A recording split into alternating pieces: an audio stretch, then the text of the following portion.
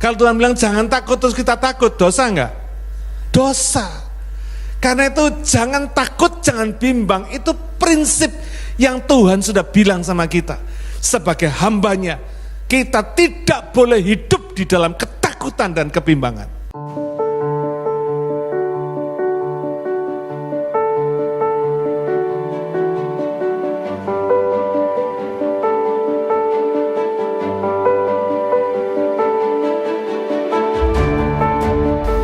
Saudara, hari ini saya akan berkhotbah dengan judul hamba Tuhan. Kalau bicara tentang hamba Tuhan, bukan berarti khotbah ini hanya ditujukan untuk pendeta, karena hamba Tuhan adalah semua orang yang percaya kepada Yesus. Meskipun ayat pada hari ini, ya bisa ditutup lebih bagus ya. Saya silau. Thank you. Saudara, meskipun ayat pada hari ini kelihatannya tidak berkaitan langsung dengan ayat yang dibahas minggu yang lalu, tapi topiknya masih berhubungan, saudara. Karena hidup oleh iman yang minggu lalu kita bahas adalah hidup semua orang percaya. Dan orang percaya adalah hamba Tuhan. Jadi kalau saudara dan saya pada hari ini percaya kepada Yesus, saudara harus tahu saudara dan saya adalah hamba Tuhan. Amin. Ya. Jadi karena saudara dan saya percaya, beriman kepada Yesus, dan kita semua adalah hamba Tuhan, maka khotbah hari ini sangat penting. Kenapa saudara? Karena hamba Tuhan itu bukan jabatan, tetapi karakter. Karakter yang harus nampak dalam kehidupan kita sehari-hari. Hidup saudara dan saya, hidup orang percaya adalah hidup sebagai hamba Tuhan. Nah, memang hidup ini banyak masalah. Siapa yang berani berkata hidup ini gak ada masalah? Saya kira tidak ada seorang pun yang bisa berkata hidup ini tidak ada masalah. Tapi mungkin kalau saya berkata hidup ini banyak masalah, saudara bisa setuju, betul? Hidup ini banyak masalah, saudara. Seperti yang Rick Warren katakan, hidup ini adalah rangkaian dari masalah. Karena itu hidup ini adalah tentang Tuhan, bukan tentang diri saudara sendiri. Bukan tentang diri kita sendiri. Sehingga hidup ini bukan seperti yang kita pikirkan, bukan seperti apa yang saya mau, bukan apa yang terbaik buat saya lakukan. Tapi hidup ini adalah apa yang Tuhan mau kita lakukan. Apa yang Tuhan mau kita lakukan. Tuhan mau apa, bukan kita mau apa, saudara. Karena itu pembahasan tentang hamba Tuhan pada hari ini, meskipun hamba Tuhan itu belum sempurna, tetapi pembahasan tentang hamba Tuhan ini sangat penting. Ya. Kenapa saudara? Karena hamba Tuhan, hidup hamba Tuhan itu harus menjadi teladan bagi orang-orang di sekitarnya. Nah, kita akan bahas bagaimana hidup hamba Tuhan itu. Mari kita baca. Kita buka Yesaya pasal yang 41. Kita baca dulu ayat 8 sampai 9. Yesaya 41 ayat 8 sampai 9. Tetapi engkau, hai Israel, hambaku, hai Yakub, yang telah kupilih, keturunan Abraham yang kukasihi, engkau yang telah kuambil dari ujung-ujung bumi, dan yang telah kupanggil dari penjuru-penjurunya, aku berkata kepadamu, engkau hambaku, aku telah memilih engkau dan tidak menolak engkau. Yang pertama, hamba Tuhan itu dipanggil, dipilih dan ditetapkan oleh Tuhan. Ya. Saudara, kitab Yesaya, terutama pasal 40 sampai 66, itu ditulis pada tahun-tahun terakhir kehidupan Yesaya. Ya. Dan kalau saudara baca dari kitab Yesaya pasal 39,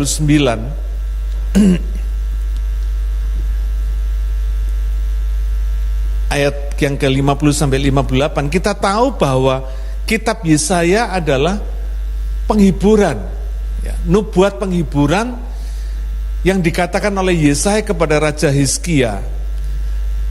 Nubuat penghiburan untuk orang-orang Israel yang akan dibuang ke Babilonia. Saudara, Tuhan itu luar biasa. Pembuangannya 150 tahun setelah Yesaya hidup. 150 tahun setelah Yesaya, tapi nubuat penghiburannya sudah diberikan lebih dulu. 150 tahun sebelumnya. Hebat gak, saudara? Tuhan itu luar biasa sekali. Betapa Tuhan itu sangat memperhatikan umatnya, sangat memperhatikan kekasih-kekasihnya, ya, anak-anaknya. Dengan demikian, kitab Yesaya ini yang kita bahas pagi hari ini adalah kitab yang ditulis untuk orang-orang pilihan Tuhan, untuk hamba-hamba Tuhan yang sedang hidup dalam kesusahan. Kira-kira begitu kalau mau disimpulkan. Hidup dalam kesusahan, hidup dalam pembuangan. Gak ada satu orang pun yang hidup dalam pembuangan yang happy, saudara, ya, dalam kesusahan. Nah, seperti yang kita pelajari minggu lalu dari 2 Korintus 5 ayat yang pertama, kita tahu bahwa hidup di bumi ini seperti hidup di kemah, ya. Di kemah yang sewaktu-waktu bisa dibongkar. Karena rumah kediaman kita bukan di bumi ini, tapi di dalam sorga yang kekal, ya. Kita sudah bahas minggu lalu. Tidak heran kalau orang yang percaya, orang yang sungguh-sungguh hidup mau menyenangkan Tuhan, hidupnya, rohnya akan menderita, ya. Karena sistem dunia ini tidak sesuai dengan rohnya, tidak sesuai dengan keinginan rohnya yang ingin hidup bersama Tuhan, ya. Tahu bahwa bumi ini bukan habitatnya, bukan tempat yang nyaman bagi roh kita, ya. Karena kita ini dipilih, dipanggil dan ditetapkan sebagai hamba Tuhan. Hidup sebagai hamba Tuhan di bumi ini dengan sistem dunia seperti ini, roh kita pasti tidak bersuka cita, ya. Yesaya 15 ayat 16, Yohanes 15 ayat yang ke-16a berkata, bukan kamu yang memilih aku, tetapi akulah yang memilih kamu. Jelas kalau saudara hari ini bisa percaya kepada Yesus, itu bukan karena saudara yang memilih percaya kepada Yesus, tapi sesungguhnya ada satu rencana Tuhan di dalam hidup saudara yang digenapi pada hari ini, sehingga saudara percaya Yesus. Tidak kebetulan saudara percaya Yesus, ya.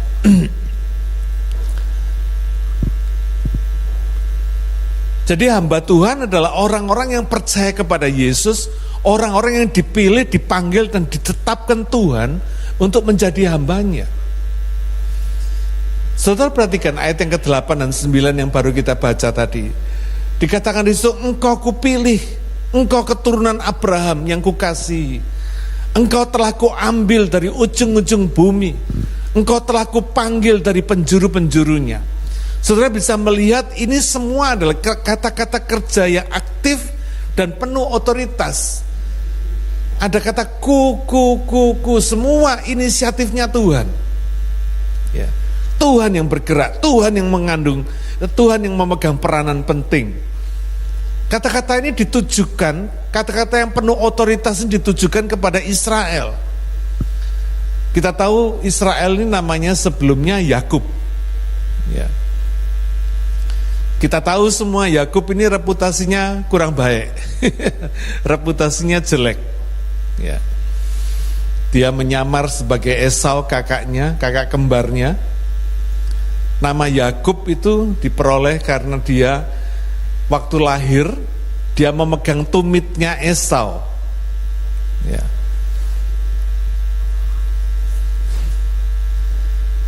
Yakub ini memang luar biasa, dia menipu ayahnya sendiri. Ayahnya waktu itu matanya rabun, Yakub ingin supaya ayahnya memberikan berkat kesulungan kepada dia. Dia menyamar seperti seolah-olah dia Esau. Makanya sama bapaknya diberkati dia sebagai anak sulung. Ya, dikira dia Esau. Padahal dia nipu bapaknya sendiri. Hebat ya. Hebat jeleknya. Saudara perhatikan di sini. Apa yang dikatakan oleh Tuhan kepada Israel atau Yakub ini, jelas ini dikatakan kepada orang yang tidak sempurna. Ternyata Allah tidak memilih orang yang sempurna. Dia memilih hambanya yang memang tidak sempurna, penuh kelemahan, penuh kekurangan. Kenapa? Karena dia menyempurnakan hambanya. Nangkep gak saudara? Saudara jangan pernah berpikir saudara dipilih Tuhan karena saudara sempurna, karena saudara baik. Enggak. Justru karena kita enggak baik dipilih sama Tuhan untuk dijadikan baik, untuk dibikin baik. Jadi apapun background saudara, betapa kelam pun masa lalu saudara, jangan pernah khawatir. Ya, di dalam Tuhan hidup kita diperbarui. Yang jelek dibikin bagus sama Tuhan. Yang gak sempurna disempurnakan, yang gak kudus dikuduskan, yang gak benar dibenarkan, saudara. Inilah Tuhan. Ya. Jadi saya mau katakan pada saudara, kalau hari ini saudara sudah mengambil keputusan untuk percaya Yesus, berbahagialah, karena hidup saudara dan saya diperbarui oleh Tuhan. Kita memang tidak sempurna, Dia yang sempurna. Dan Dia yang sempurna itu yang bisa menyempurnakan kita. Ya. Saudara, ini dikatakan kepada Israel dan Yakub. Ya. Namanya sampai diulangi 2 kali, Israel dan Yakub. Artinya apa? Orang yang sudah diperbarui maupun orang yang masih punya background seperti Yakub. Kita tahu Israel itu adalah nama baru dari Yakub. Ya. Tuhan mau supaya kita tidak terikat dan terjebak dengan masa lalu kita. Sejelek apapun masa lalu saudara, Tuhan bisa bikin baru. Amin. Setiap hari Tuhan memberikan kepada kita lembaran-lembaran baru yang siap ditulisi dengan tulisan-tulisan yang baru. Karena itu jangan pernah terikat, terjebak dengan urusan masa lalu. Sejelek apapun urusan masa lalu saudara, Tuhan gak peduli. Kenapa? Karena Tuhan lebih peduli urusan masa kini dan urusan masa depan saudara. Sebab apa? Masa lalu itu gak bisa berubah, tapi masa kini dan masa depan saudara bisa berubah. Itu yang Tuhan lebih concern daripada masa lalu kita. Masa lalu kita gak bisa dirubah. Ayat yang ke-9, Tuhan berkata kepada Israel dan Yakub, engkau hambaku, aku telah memilih engkau dan tidak menolak engkau. Wah saudara, kalau kita pikirkan ini, kalau saudara renungkan betul-betul, betapa Tuhan yang sempurna itu sengaja memilih hambanya yang tidak sempurna. Ya. Yang penuh kekurangan seperti Israel atau Yakub ini. Tuhan memilih saudara dan saya bukan karena kita baik, tapi karena Tuhan tidak menolak kelemahan dan kekurangan kita. Amin. Kita kadang-kadang selalu berpikir, kenapa ya Tuhan kok bisa pilih saya? Saya ini gak baik, gak bagus, tapi Tuhan bisa pilih saya. Kadang-kadang kita bisa gak percaya diri kita sendiri, saudara. Tapi percayalah, kalau Tuhan sudah pilih kita, Tuhan tahu bagaimana menyempurnakan kita. Sejelek apapun karakter kita, Tuhan bisa sempurnakan. Jangan pernah putus asa dengan diri saudara. Tuhan tidak pernah putus asa dengan kita. Mungkin kita sudah capek sama diri kita sendiri, tapi Tuhan yang mengasihi kita, Dia tidak pernah capek terhadap kita. Dia sabar. Dia telaten sekali. Orang Jawa bilang telaten. Apa ya telaten? Bahasa Indonesianya apa?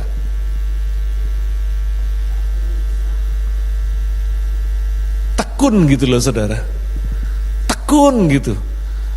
Ditunggu, kita tuh ditunggu sama Tuhan, gak baik-baik tetap ditunggu aja. Ya. Itu Tuhan. Berapa banyak kita ini janji sama Tuhan, ya Tuhan saya mau jadi baik, ya Tuhan saya mau gini, saya mau gitu, saya ingin memperbaiki diri. Tapi orang Belanda bilang jeketek gitu lagi. Ya toh? Bolak-balik gitu lagi, bolak-balik gitu lagi, bolak-balik melakukan yang salah. Sudah tahu salah masih lakukan lagi. Sudah salah masih salah lagi. Kadang-kadang diulang lagi. Sampai kadang-kadang kita sendiri bosan sama kesalahan kita, betul? Kita sendiri kadang-kadang putus asa dengan diri kita sendiri. Tapi saya mau katakan pada saudara, ada berita bagus, Tuhan gak pernah putus asa sama kita. Dia sabar sama kita. Luar biasa Tuhan itu saudara. Ya. Kita dipanggil, dipilih, ditetapkan sebagai hambanya, bukan karena kita baik, tapi karena memang dia tidak pernah menolak kelemahan dan kekurangan kita. Dia bisa terima kita apa adanya. Luar biasa. Mungkin orang lain gak bisa terima kita, dia bisa. Tuhan bisa saudara. Ayat yang ke-10 Yesaya 41. Janganlah takut sebab aku menyertai engkau. Janganlah bimbang sebab aku ini Allahmu. Aku akan meneguhkan, bahkan akan menolong engkau. Aku akan memegang engkau dengan tangan kananku yang membawa kemenangan. Sebab aku ini Tuhan Allahmu, memegang tangan kananmu dan berkata kepadamu, janganlah takut, akulah yang menolong engkau. Janganlah takut, ayat yang ke-14. Janganlah takut hai si cacing Yakub, hai si ulat Israel, akulah yang menolong engkau. Demikianlah firman Tuhan. Dan yang menebus engkau ialah yang Maha Kudus Allah Israel. Saudara, meskipun Yakub itu dipanggil si cacing dan Israel dipanggil si ulat, saudara lihat di sini. Ini menunjukkan, menstres betapa lemahnya umat Tuhan itu. Israel dan Yakub ini, hamba Tuhan ini. Saudara jangan pernah berpikir hamba Tuhan itu kayak Samson kuat gitu, kayak Hercules. Enggak. Hamba Tuhan itu kadang-kadang lemah sekali saudara. Karena hamba Tuhan itu bukan malaikat, hamba Tuhan itu tetap manusia, betul enggak? Lemah. Di hadapan Tuhan dipanggil si cacing sama si ulat, saudara bayangin. Tapi Tuhan berkata, jangan takut, jangan bimbang. Karena Tuhan menyertai kita. Dia Allah yang meneguhkan dan menolong kita. Dia akan memegang kita dengan tangan kanannya yang membawa kemenangan. Dan dia memegang tangan kanan kita dan berkata jangan takut, sebab ia menolong kita. Saudara perhatikan di sini. Ayat ini menarik sekali. Pertama dia berkata apa? Tangan kanan Tuhan memegang kita, tangan kanannya membawa kemenangan. Dia pegang tangan kanan kita. Ya. Saya ingin Karen tolong tunjukkan foto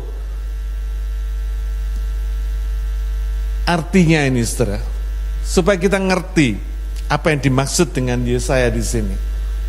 Foto tentang bagaimana orang memegang tangan kanan. Nah, saudara lihat ini.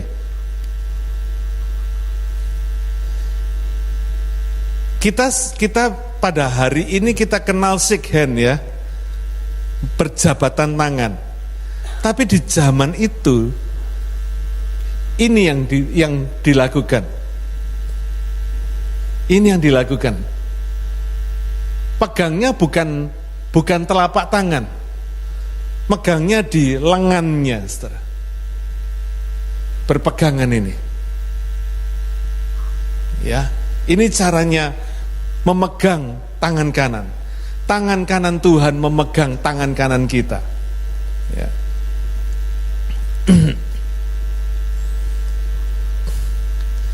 Saya ingin minta tolong Prasan maju ke depan sama Iris, anaknya yang kecil. Ada? Ya, tolong pinjam Iris sebentar sama perasaan di sini. Saya ingin menunjukkan saudara apa maksudnya ayat ini, supaya saudara ngerti kenapa Tuhan berkata jangan takut dan jangan bimbang. Ya.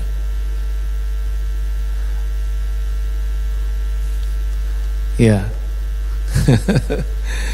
Saya sengaja pilih bapak sama anak ini, saudara. Ya. Come, Iris.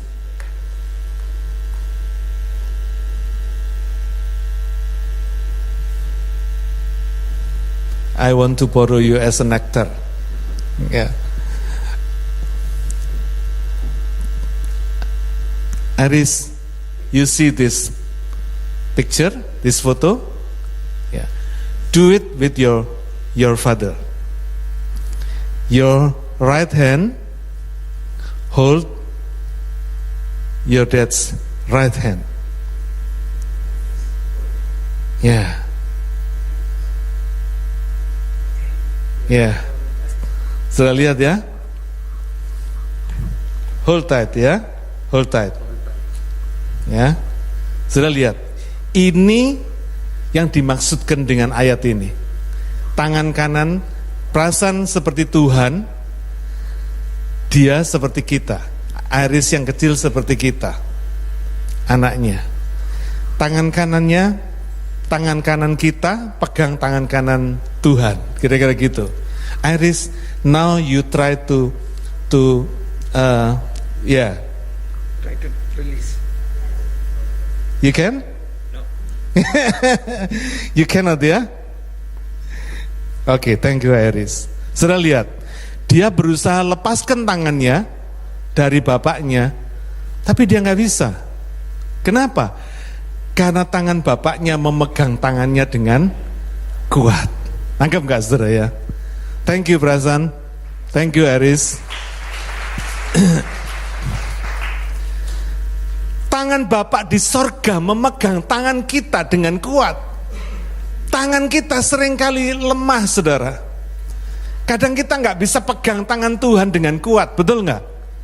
Kadang kita capek, kadang kita putus asa, kadang kita berdoa, sudah lama berdoa nggak didengar-dengar.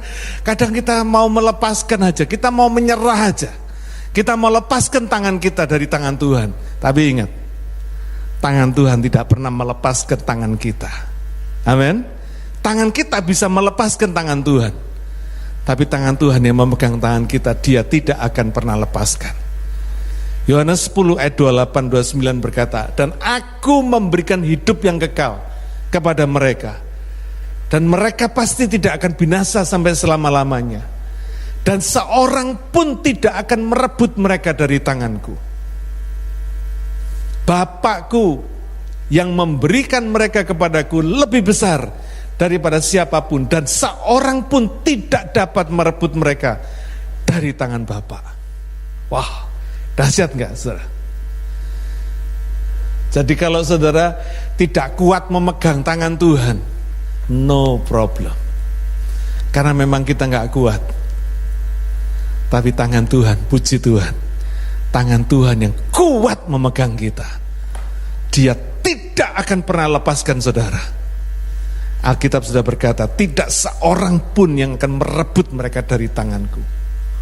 Dahsyat saudara. Setiap kali saya mengingat prinsip ini, hati saya terhibur. Amin. Meskipun saya lemah, meskipun saya nggak kuat, meskipun kadang saya ingin menyerah, tapi saya ingat Bapak kita di sorga tidak pernah menyerah terhadap kita. Dia tidak pernah lepaskan tangan kita. Biarpun kita meronta bagaimanapun juga dan ingin melepaskan tangan kita, ingin melepaskan pegangan kita dari Tuhan, tapi Dia tidak pernah melepaskan pegangannya kepada kita. Bersyukur saudara, kita punya Bapa, punya Tuhan seperti Dia. Amin. Oh haleluya.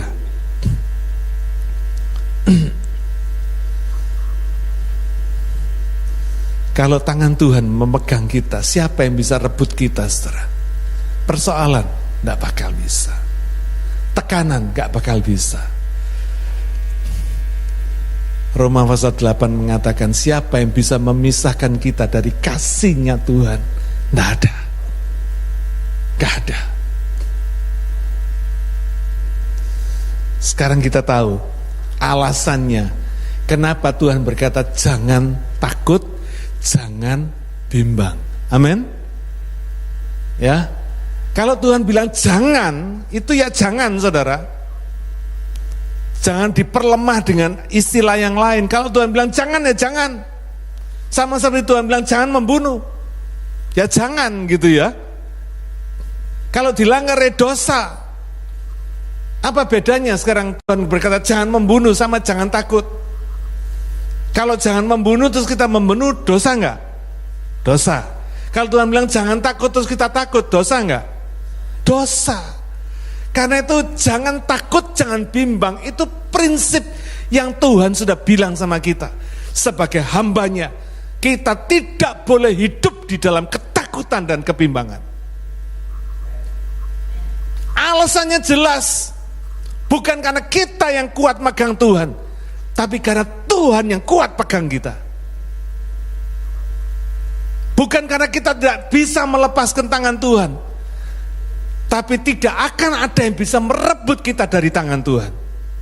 Itu alasannya mengapa Tuhan berkata jangan takut, jangan bimbang. Amin.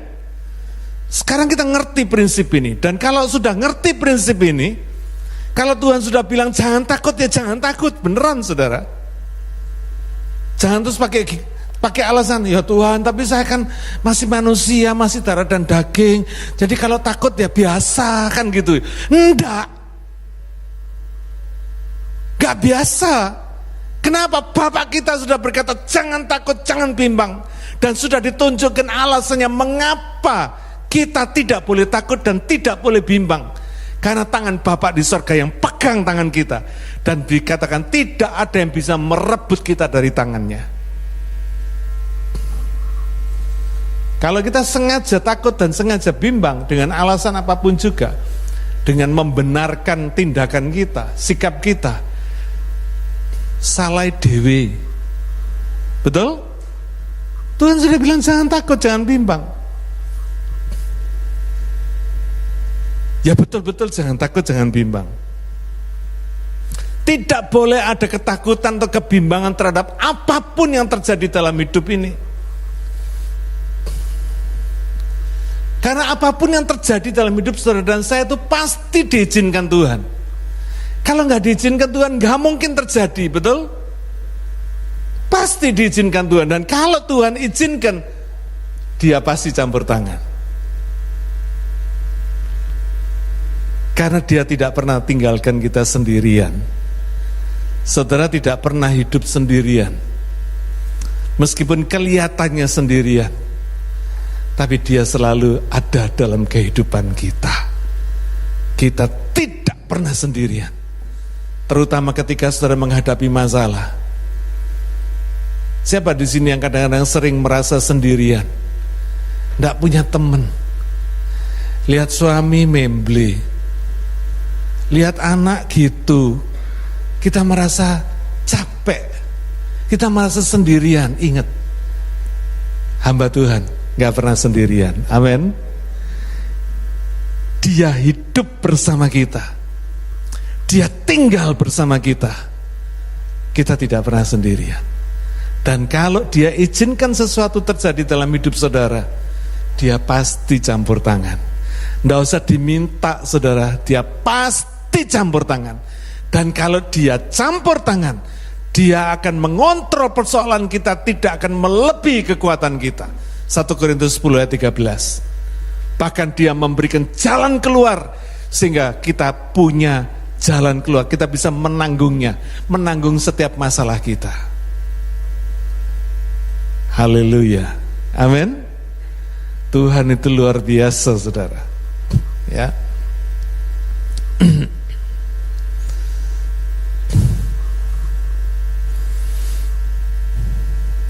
Apa yang bikin kita masih takut dan bimbang? Penyakit, masalah duit, masalah PR, masalah sekolah, masalah pekerjaan. Apa yang membuat saudara tidak berani mengutamakan Tuhan? Tidak berani menempatkan Tuhan di atas prioritas, segala prioritas hidup saudara. Apa yang membuat saudara masih ragu untuk mengutamakan Tuhan dalam hidup ini? Apa yang membuat saudara terus bimbang? Gak berani all out sama Tuhan? Apa? Gak ada alasannya saudara, betul? Saudara, kita seringkali takut dan bimbang karena kita tuh belum pernah berani all out sama Tuhan. Tapi kalau saudara sudah all out sama Tuhan, saudara lihat ke belakang, aduh, saudara akan mentertawakan diri saudara sendiri ketika saudara takut dan bimbang, stres sendiri, kejang sendiri. Padahal gak perlu sebetulnya saudara kejang-kejang, takut-takut, bimbang-bimbang, bingung-bingung, stres, depresi.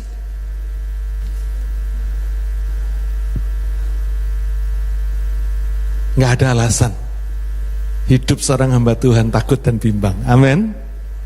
Ya. Karena semua yang terjadi, biar itu penyakit, persoalan, apapun juga yang terjadi, Tuhan izinkan. Dan kalau Dia izinkan, Dia pasti campur tangan. Kalau Dia campur tangan, Dia tidak akan membiarkan saudara menghadapi persoalan melebihi kekuatan kita. Bahkan ketika persoalan itu diizinkan terjadi, artinya apa? Dia percaya saudara dan saya mampu menghadapinya, mampu menanggungnya. Amin. Baca ayat Alkitab 1 Korintus 10 ayat 13. Baca. Ya. Ayat Alkitab itu jangan cuma jadi pengetahuan, tapi jadikan kehidupan. Ketika saudara menghidupi firman Tuhan, saudara bisa melihat kuasanya firman Tuhan menguasai hidup saudara. Dan saudara bisa melihat betapa hati saudara ditenangkan, dibuat peaceful, damai sejahtera. Bukan berarti tidak punya persoalan. Kita akan sampai pada poin yang kedua. Kalau tadi yang pertama, hamba Tuhan itu adalah orang yang dipilih, dipanggil, dipilih, ditetapkan oleh Tuhan. Orang yang kedua, poin yang kedua, hamba Tuhan itu tidak bebas masalah, tapi selalu bisa mengatasi masalah. Tidak bebas dari masalah, tidak steril dari masalah, tapi selalu bisa mengatasi masalah. Kita baca selanjutnya. Yesaya 41 ayat yang ke-11. Sesungguhnya semua orang yang bangkit amarahnya terhadap engkau akan mendapat malu dan kena noda. Orang-orang yang membantah engkau akan seperti tidak ada dan akan binasa. Engkau akan mencari orang-orang yang berkelahi dengan engkau, tetapi tidak akan menemui mereka. Orang-orang yang berperang melawan engkau akan seperti tidak ada dan hampa. Saudara perhatikan di sini, menarik sekali. Ya. Kata-kata ini diucapkan pada siapa? Israel, Yakub, betul? Hamba Tuhan. Ya. Kelihatan sekali ada banyak masalah. Ada orang-orang yang marah, ada yang membantah, ada yang berkelahi, sampai ada yang berperang, saudara. Lihat persoalannya. Kalau Alkitab mengatakan persoalan itu degradasinya mulai dari kecil sampai besar. Mulai cuma dimarahi orang sampai ini diajak perang, saudara. Ya, ini Alkitab. Jadi kalau saudara mengalami masalah dari kecil sampai besar, saudara selalu harus berkata apa? Biasa. Amin. Masalah dalam hidup kita itu biasa, kelihatannya besar, karena kita ini suka membeda-bedakan, saudara. Ya. Kalau ini masalah kecil ini Pak, ini masalah kecil ini. Kalau ini, nah ini besar ini masalah besar ini. Kita yang membedakan masalah kecil sama besar. Di hadapan Tuhan ada nggak masalah kecil sama besar? Nggak ada. Di hadapan Tuhan itu semua masalah kecil. Kita aja yang melihatnya besar. Sampai tadi ya, saya bilang sampai stres, bingung, tertekan, depresi. Karena kita yang membeda-bedakan masalah. Tuhan tuh gak pernah kaget sama masalah kita. Dia gak pernah shock kena masalah kita. Seberat apapun masalah kita, bagi dia kecil. Karena dia besar, dia lebih besar dari segala masalah kita. Amin. Jadi gak ada artinya. Memang hidup kita ini tidak steril, tapi coba perhatikan di sini. Ada yang marah sama saudara, tapi saudara tidak akan mendapat malu dan kena noda. Orang marah ya biarin aja. Kalau hari ini marah, dia besok bisa tertawa sama saudara. Kalau hari ini tertawa, besok dia bisa marah sama saudara. Biasa aja. Ada yang membantah. Orang tuh ada yang suka argumentasi, saudara. Suka argue.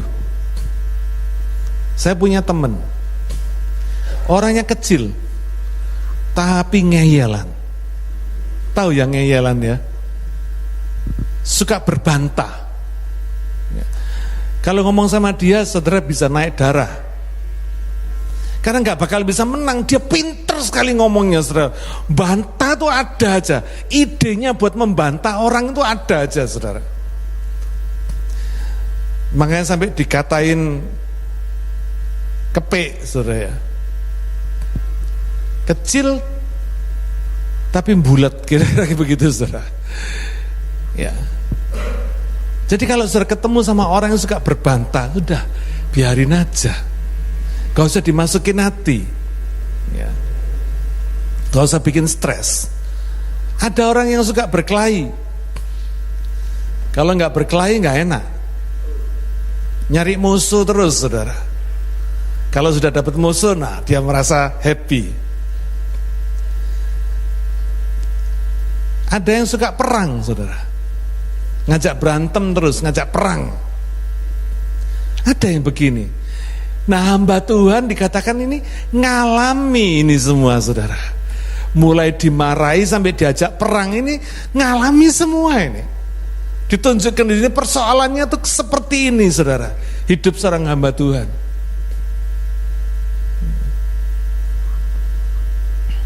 Tidak steril dari masalah. Komplit dari kecil sampai besar. Mau cari masalah apa aja ada. Ya.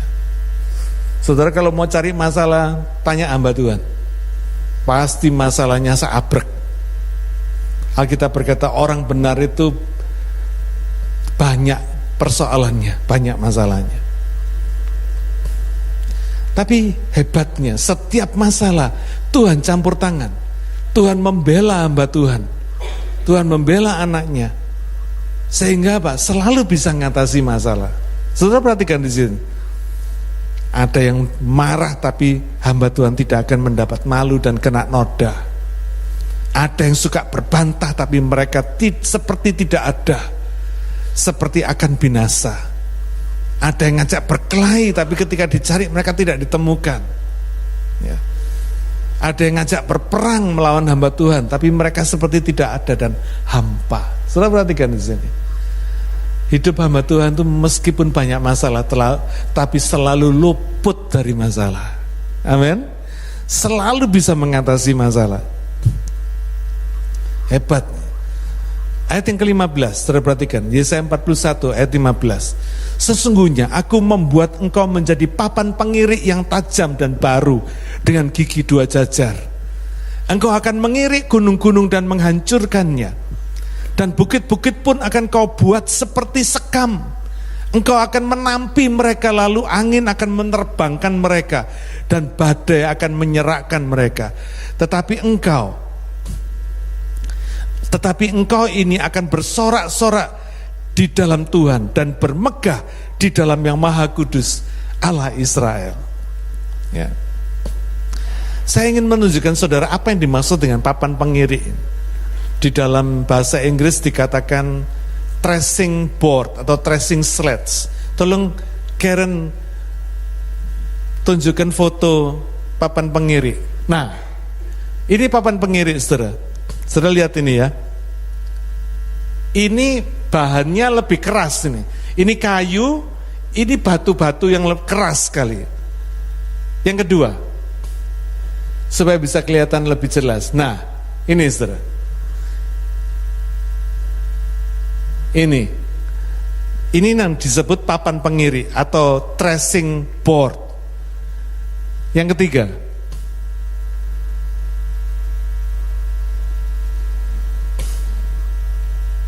ya ini contohnya tadi ya saudara, yang dua tadi ya, papan pengirik. Terus selanjutnya, supaya kita tunjukkan kegunaannya. Ya ini, saya lihat ini papan pengiriknya ini. Orangnya naik di atas papan pengirik ini, di atas tracing board ini, terus ditarik sama sapi dua ini. Papan ini ditaruh di atasnya ini gandum ini, hasil panennya ini. Tujuannya apa saudara? Papan pengirik ini untuk menghancurkan gandum ini, untuk memisahkannya dari butir-butir gandumnya dari tangkainya, dan juga sekamnya dari butir gandumnya. Ya, papan yang tadi dikasih batu-batu yang keras tadi itu dijalankan di atasnya hasil panen ini, di atasnya gandum ini, digiles gitu saudara ya. Dijalankan muter-muter gitu nih. Ini sapinya jalan muter-muter, saudara. Ya. Saya mau tanya sama saudara, ketika papan pengirik ini jalan, mana yang lebih sakit? Papan pengiriknya atau gandumnya yang digiles papannya?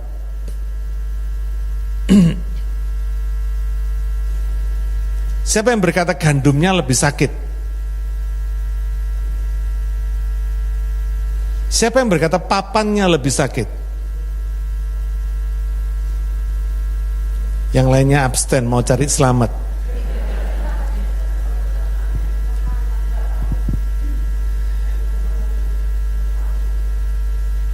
Yang sakit dua-dua saudara, betul?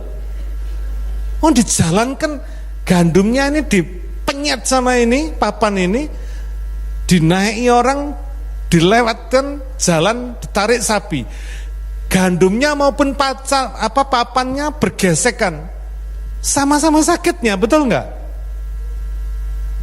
Ya, coba lihat, perhatikan.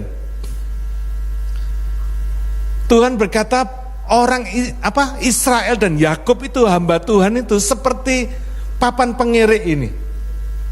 Cuma papan ini dipakai buat mengirik gandum, tapi hamba Tuhan dipakai untuk mengirik gunung-gunung, untuk menghancurkan gunung-gunung dan bukit-bukit dibuatnya seperti sekam. Bayangin saudara.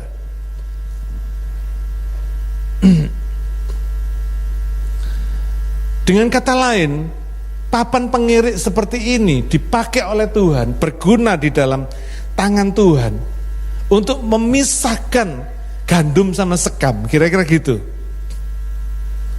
Gandumnya untuk dipakai, disimpan, sekamnya untuk dibuang. Ya. Sebagai papan pengirik, hamba Tuhan dikatakan seperti papan pengirik ini. Sakit saudara. Semua orang yang dipakai oleh Tuhan sebagai papan pengirik sakit,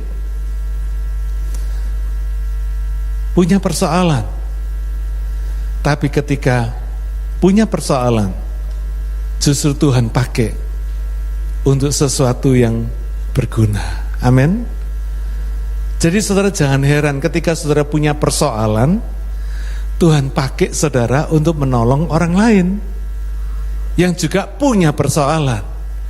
Saudara mungkin pernah berkata, Tuhan, saya ini masih punya persoalan saya ini belum selesai. Kok Tuhan mau pakai saya buat melayani Tuhan, buat melayani orang lain? Apa enggak salah? Enggak, saudara. Ya ini prinsipnya. Makanya tadi saya tanya, mana yang lebih sakit? Dua-dua sakit. Bagi Tuhan, seorang hamba Tuhan yang punya persoalan itu bukan halangan. Persoalan saudara bukan halangan untuk dipakai oleh Tuhan melayani Tuhan dan melayani orang lain. Amin. Bukan halangan. Persoalan bagi saudara mungkin saudara anggap sebagai halangan. Bagi Tuhan, enggak. Justru persoalan saudara dipakai untuk supaya saudara makin efektif di tangan Tuhan.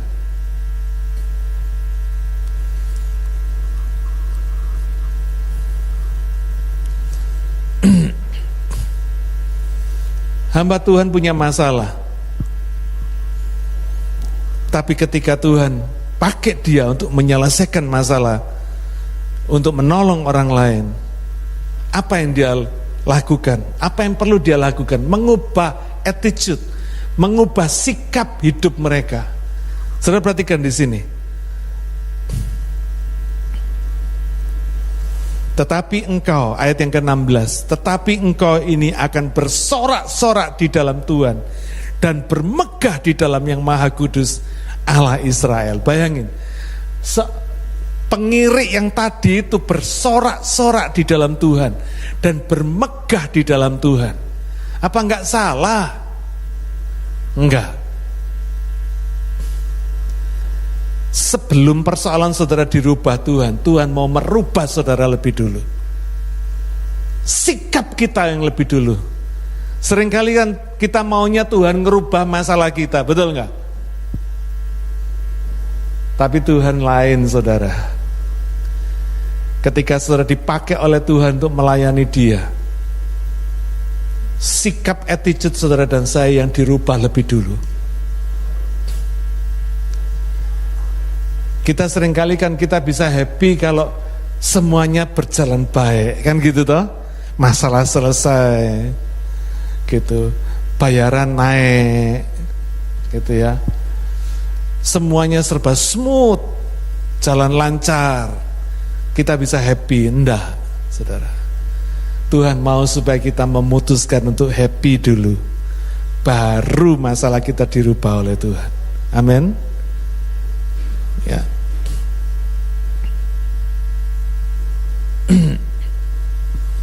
Ketika saudara bersorak-sorak dan bermegah di dalam Tuhan, Tuhan mengubah masalah kita, mengubah situasi kita. Saudara akan selalu jadi the winner ketika saudara bisa bersukacita di tengah-tengah masalah saudara. Saudara tidak pernah kalah sama masalah saudara. Saudara akan terus happy menghadapi masalah saudara. Saudara bisa bersyukur instead of saudara berkata, aduh Tuhan, oh masalah saya kok berat Tuhan. Saudara mulai apa? Bersukacita. Saudara mulai bersyukur, Tuhan terima kasih. Terima kasih buat masalah yang kau izinkan terjadi. Terima kasih Tuhan. Justru melalui masalah saudara bisa melihat campur tangan Tuhan, bisa melihat kebaikan Tuhan, bisa melihat keajaiban Tuhan. Luar biasa.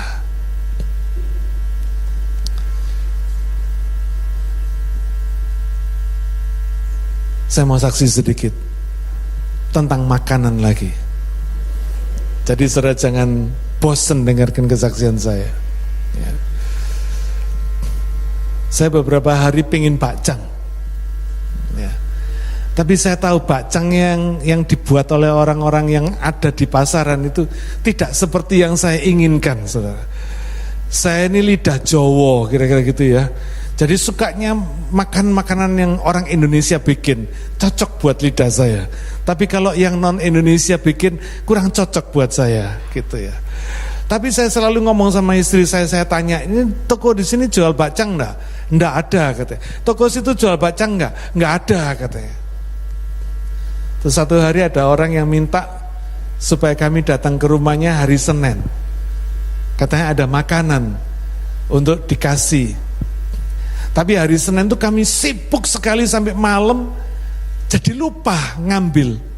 Sudah malam, sudah tengah malam baru ingat, aduh tadi disuruh ngambil makanan. Lupa kita. Jadi ngambilnya hari Selasa. Hari Selasa pagi istri saya datang ke tempat orang yang mau ngasih makanan ini, ternyata dia bikin bakcang, saudara. Coba ya lihat ya.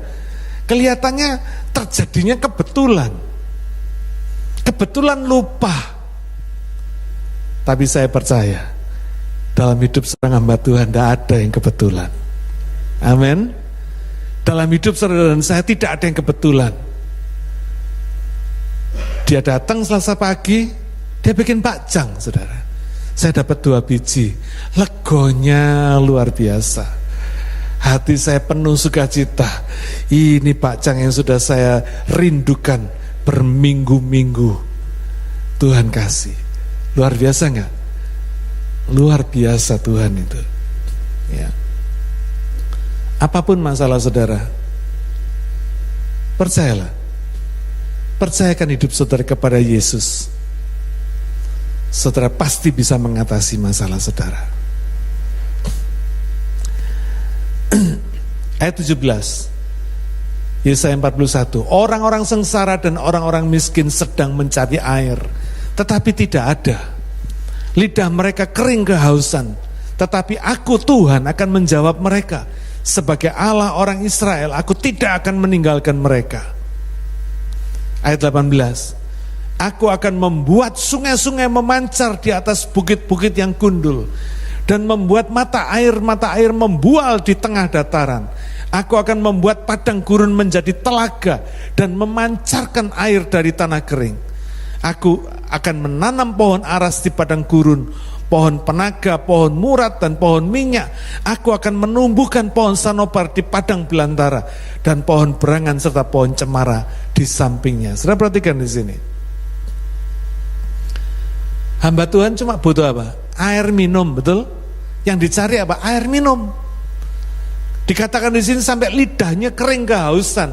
Butuhnya cuma air minum. Apa yang Tuhan sediakan? Tuhan sediakan sungai. Luar biasa enggak? Butuhnya paling cuma segelas air. Tuhan sediakan sungai. Dari bukit-bukit yang gundul Tuhan membuat mata air membual di tengah dataran. Pada padang gurun diubah menjadi telaga yang memancarkan air dari tanah kering, yang sudah diubahnya menjadi kebun yang hijau dan subur. Luar biasa enggak Tuhan? Butuhnya air, dibikinkan hutan sama sungai, telaga. Bayangin saudara, dahsyat enggak Tuhan kita? Luar biasa. Ya. Tuhan itu selalu memberi lebih daripada yang kita butuhkan. Kita butuhnya cuma 1 aja sudah happy, sama Tuhan dikasih 2. Butuhnya air minum, dibikinkan sungai, dibikinkan telaga. Masih kurang dibikinkan pohon, dibikinkan hutan yang rimbun, hijau, subur, luar biasa. Ya. Ini semua bicara tentang apa? Tentang kesusahan yang dialami oleh orang-orang Israel di pembuangan Babel kelak. Susahnya di pembuangan Babel. Tidak pernah ada orang yang bisa mengira orang Israel yang dibuang di Babel itu bisa kembali. Biasanya mati di pembuangan semua. Karena mereka jadi pekerja-pekerja rodi, kerja paksa di sana. Tapi hebat Tuhan, mereka dibawa pulang kembali di zaman Koresi, Raja Persia. Luar biasanya, sampai hari ini Israel bisa jadi negara. Wow. Yang hebat siapa? Israel? Enggak. Yang hebat Tuhannya Israel. Amin. Yang hebat Tuhannya saudara, Tuhannya kita semua. Hidup saudara dibikin hebat sama Tuhan, bukan karena kita yang hebat, tapi Dia yang hebat. Dia yang luar biasa. Apa tujuannya? Ayat yang ke-20 terakhir. Supaya semua orang melihat dan mengetahui, memperhatikan dan memahami bahwa tangan Tuhan yang membuat semuanya ini, dan yang Maha Kudus Allah Israel yang menciptakannya. Tujuan dari semua masalah yang terjadi dalam hidup saudara, hidup seorang hamba Tuhan itu supaya orang melihat supaya orang tahu, memperhatikan dan memahami bahwa ada tangan Tuhan yang mengizinkan masalah itu terjadi, dan ada Tuhan Allah Israel yang Maha Kudus yang menciptakan semua solusi dan jalan keluarnya, sehingga nama Tuhan dipermuliakan. Tidak ada masalah kita yang tidak ada jalan keluarnya. Saudara sedang dipercayai oleh Tuhan untuk mengatasi masalah saudara. Kalau Tuhan mempercayai saudara dan saya, saudara kudu percaya sama diri saudara sendiri. Amin. Kalau Tuhan aja mempercayai saudara, kenapa kita seringkali kadang tidak percaya diri, gak punya confident? Mari kita rubah attitude kita. Mari kita bersuka cita sementara masalah kita belum selesai. Mari kita lihat bagaimana Tuhan bekerja mengubah masalah kita lewat attitude yang berubah dari diri kita lebih dulu.